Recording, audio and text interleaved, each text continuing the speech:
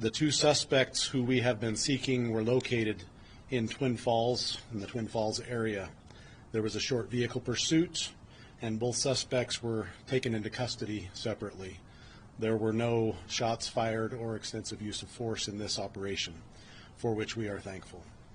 Obviously, that just occurred within less than an hour, and so we do not have a lot of details about the arrest right now, but we do have some more information to share with you, and we will be gathering those details and providing them as soon as we possibly can.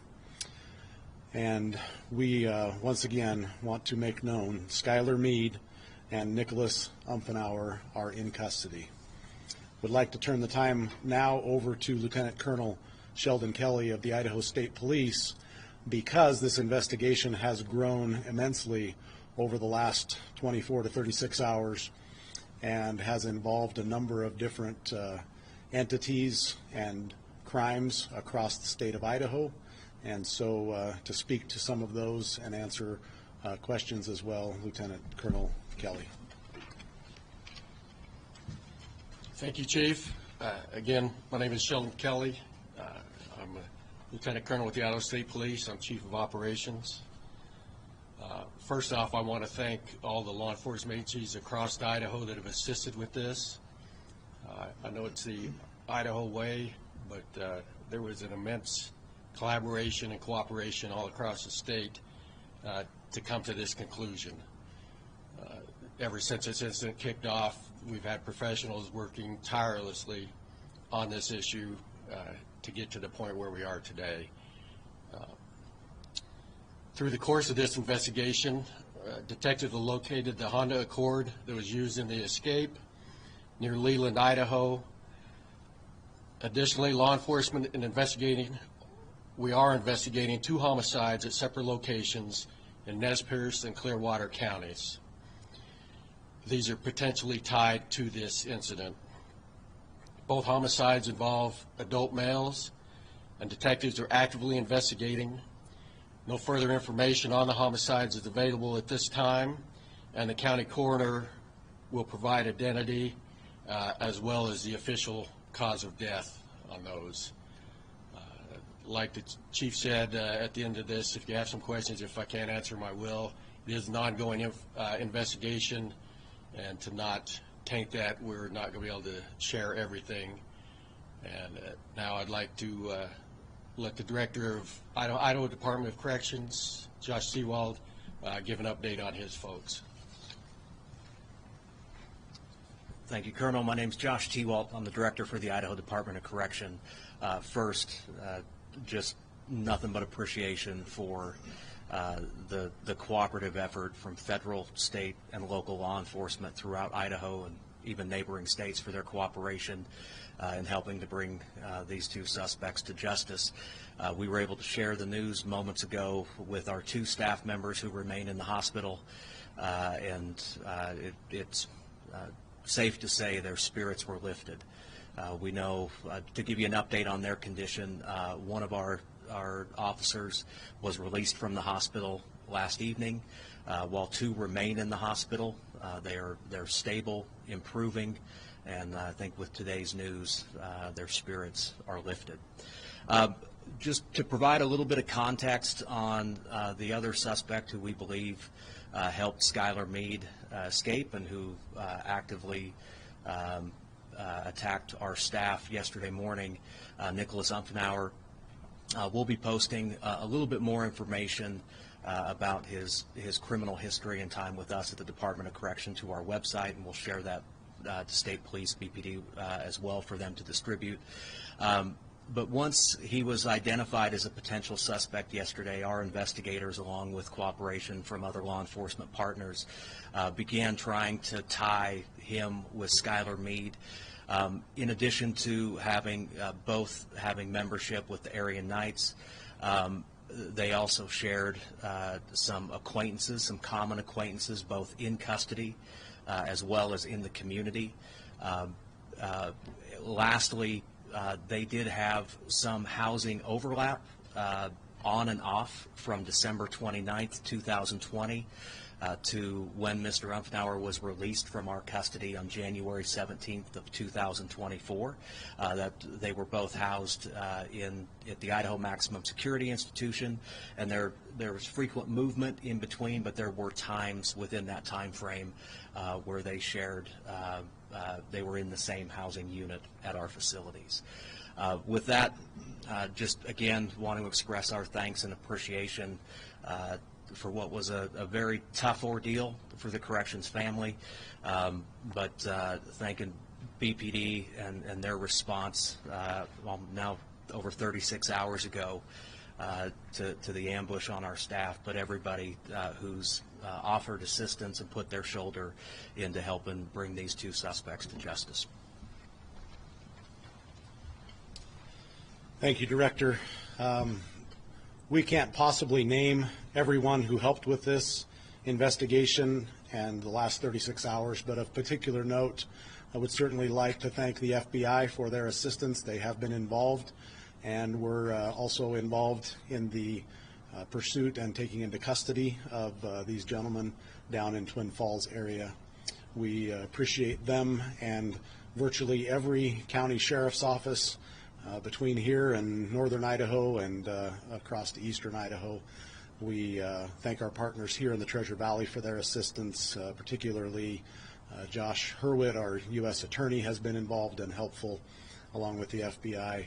And the Ada County Prosecutor's Office has certainly been an integral part of this investigation, providing support and all the needs that we have come across over the last 36 hours. So again, I apologize for not being able to thank everyone, but there are a lot of folks who have come together to do some really good work and really important work to take these two gentlemen, and I use that term loosely, into custody before their path of destruction could get any wider.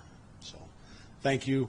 We do have time for a couple of questions, but we are limited in what we can release at this point, and we still have a lot of work to do to make sure that we have investigated all of the leads that have come in. We've had hundreds of tips come in from the members of the public, for which we are also grateful and would like to thank those who have taken the time to provide us with information as this case unfolded. A couple of questions for anyone, if you would. Yes, sir. You know, I know hindsight is always 20/20, but given what you knew about Meade's history of violence, do you think there was enough security with him when he went to the hospital on Wednesday? Yeah, I think we're certainly in the process of reviewing our policies and practices, and I think there are two things that have to be evaluated in this particular situation. The first is whether our staff adhered to policies and practices, and I think we feel really comfortable at this point in saying that our policies were followed. Security was actually augmented as a result of Meade's history. So they did, in fact, go above and beyond. The second piece of that, which falls squarely on me, is whether our policies and practices were sufficient enough to put our staff in a position to maintain their safety and security.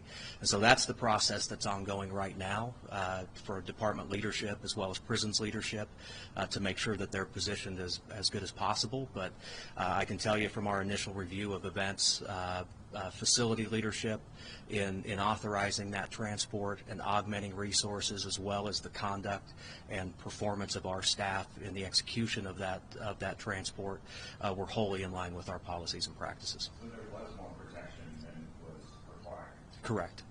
Director, one more question for you. Any insight into how someone who's in a maximum security prison in the most restricted part of that prison could have possibly coordinated this kind of escape? Absolutely, and that's what we've turned our investigative resources towards ferreting out. What we do know, and this is, I think, a challenge that plagues corrections across the country, is contraband cell phones, other third parties, other means of communicating. One of the things we try very hard to interdict are the abilities for people in custody to further their criminal activities on the outside or within our secure institutions. So we know that there are ways that they attempt to thwart our procedures and our safeguards that we have in place, and that's what we're trying to figure out right now, is exactly what we know with near certainty this was not an accident. This was a planned event, and we're channeling every resource we have into trying to understand exactly how they went about planning it. And was Reed handcuffed when he was exiting the hospital? Yeah, the information we have is that he was in restraints while he was being escorted out of the hospital. Once events transpired, I'll defer to the people investigating those events, but yeah, he was in restraints. Is there any details you can share about what happened from the time they left the hospital to when they were arrested? And also, in terms of the homicide, is there any Aryan Knights ties, or how is it possibly linked to them, the two homicides?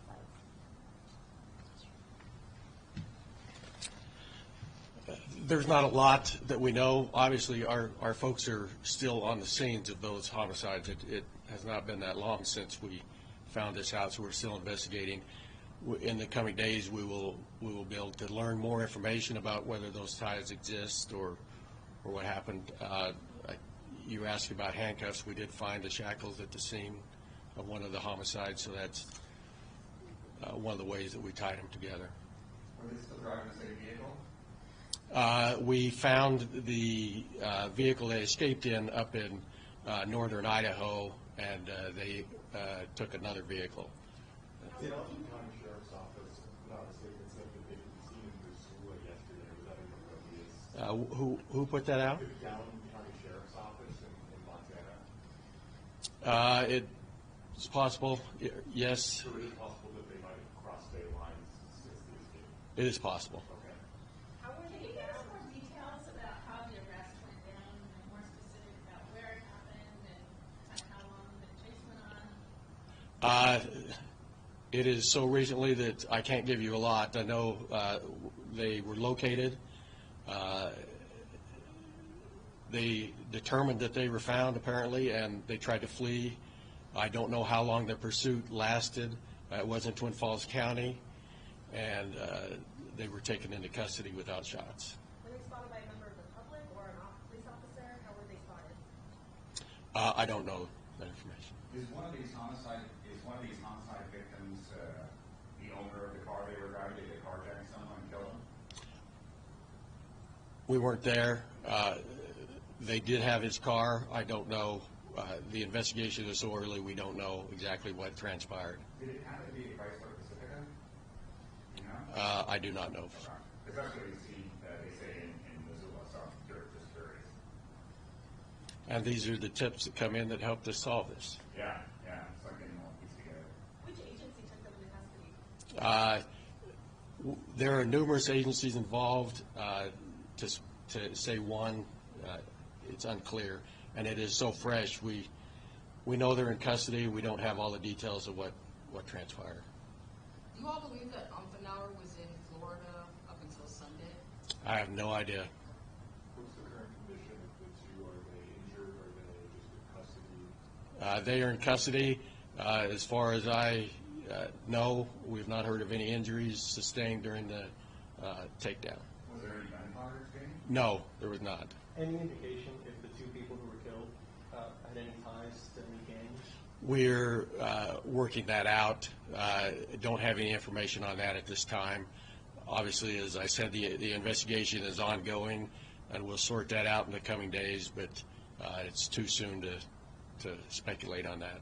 Were one of those homicides in Orofino?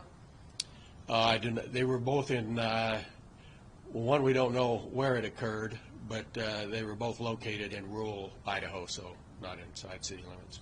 Where do you believe it? Again, I'm not going to get into the details of the homicide.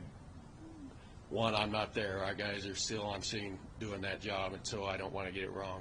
Where do you believe they may have been headed? To Twin Falls County. So we're looking- I'm not trying to be smart. All we know is that's where they ended up, and that's where we caught them. Again, the investigation's ongoing. Does it seem though that they wanted to get to these two people that they killed specifically? The motive and why they did what they did, I don't know. What role did Whether there was a number of area nights? I believe the director confirmed that, yes. Is that accurate? Correct. what role did the FBI play in all this? They assisted us. And also in terms of the area nights, anything being done in the prison to address that gang, given that, you know? I will happily turn this over to the director. Yeah, the area nights are one of multiple security threat groups that we monitor and try to interrupt their activities. You know, I think that's a daily occurrence within the Department of Correction, is trying to help, trying to mitigate the damage that gangs can do. Primarily when that criminal activity can extend beyond our secure perimeters and wind up back out in our communities. But in terms of the actions of Skylar Meade and Nicholas Umfenauer, you know, their gang involvement doesn't necessarily indicate that this was some sort of gang-sanctioned event. In fact, we have, I think that's, you know, I'll leave it at that right now, but independent of their actions, the Department of Corrections and our team of investigators and staff work hard every day to try to disrupt any sort of organized criminal activity that happens within our facilities. To clarify, where are they being held and what's next for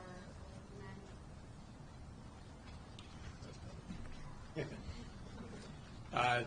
They were arrested in Twin Falls County, so that they will start their, I'm sure they'll be taken to the Twin Falls County Jail to begin with. From there, as the investigation proceeds and we develop more information, there's a good chance there'll be prosecution in several different locations. Whose car was the Honda Civic or Honda Accord that you went into? Was it Umfenauer's or was it stolen? It was reported stolen. And I think we're going to cut it off at that point. One more last question. How did you come to the conclusion that you associated two extra homicides with this case? By information that we developed on the scenes of the homicide, and I can't go much further than that. And the homicide took place today? In the last 24 hours. And that's truly all. Thank you, folks. Bodies found together? No.